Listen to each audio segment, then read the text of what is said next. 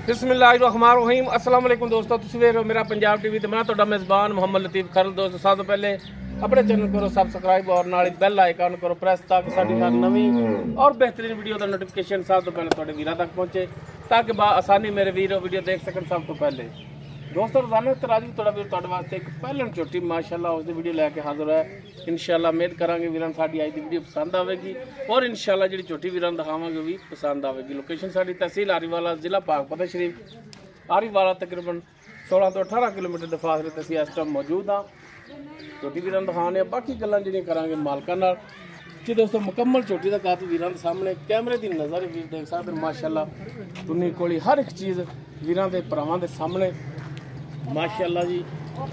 चौड़े पुट्ठे दे विच वीर देख सकदे मुकम्मल पुट्ठा वीरां दे सामने, बिल्कुल बारीक पूछल इसदी और माशाअल्लाह थान बड़ा सोहना लाजवाब थान, कला कला थान वीर लिबास देख सकदे माशाअल्लाह सोहना फुट चौड़ा लिबास है इसदा।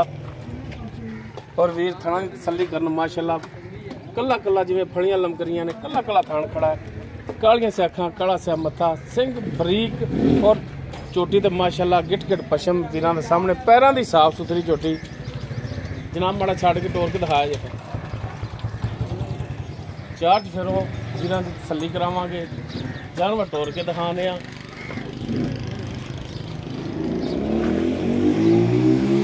जी। दोस्तों टुरन फिरन वीरां दे भरावां दे सामने वीर तसल्ली कर सकदे माशाअल्लाह। हाज़र टाइम बिल्कुल 16 ने साफ सुथरा टुरन फिरन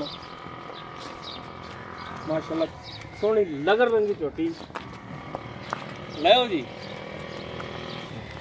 प्योर नीली दा अनमोल तोहफा।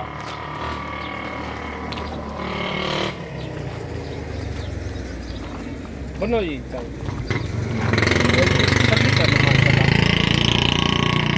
लेने देने मुकद्दर माशाअल्लाह, जिन्ना है सोना है माशाअल्लाह।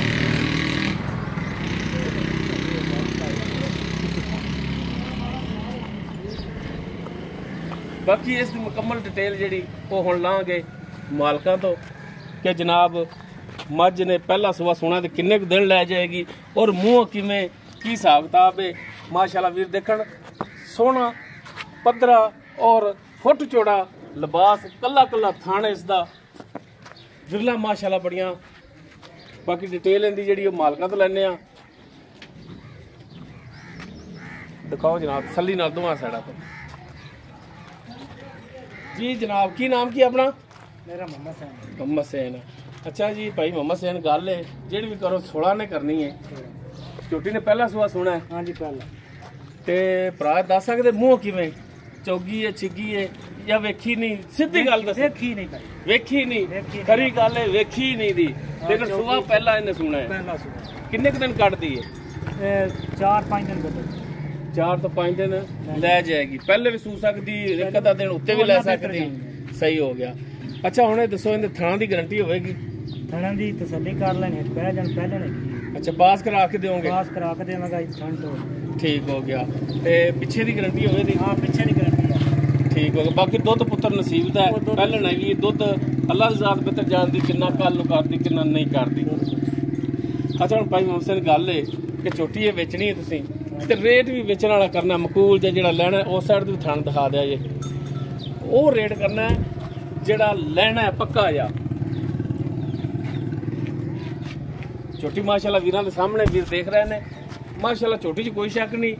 ते रेट भी वो करना कि बंदे भी ये कहन देखने वाले कि वाकई यार बंदे च कोई शक नहीं, मकूल रेट किया, सोहना रेट किया है।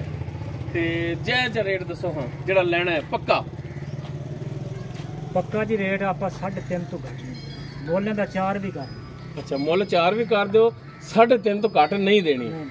तो अगर कोई भरा अपने को आ जाए तो कोई मेहरबानी शफकत मजीद कर लोगे?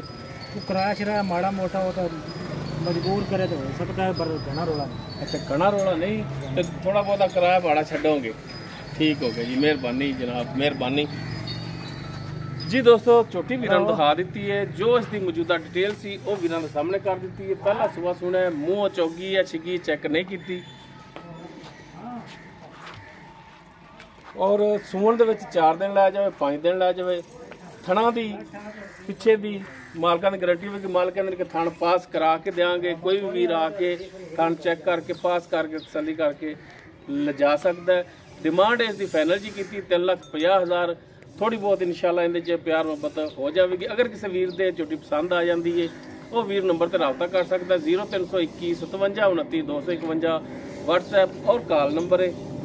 वीडियो पसंद आने की सूरत में लाइक शेयर और कमेंट सैक्शन में इंशाल्लाह उम्मीद भी करांगे जिहो जिहा जानवर वीरां दे सामने लिया माशाअल्लाह दे कमेंट सी देणगे वीर। इस दे नाल ही अपने मेज़बान मुहम्मद लतीफ़ खरलू दे वो इजाज़त इंशाल्लाह बशर्ते ज़िंदगी मिलांगे एक नवी और बेहतरीन वीडियो नाल। अल्लाह हाफ़िज़।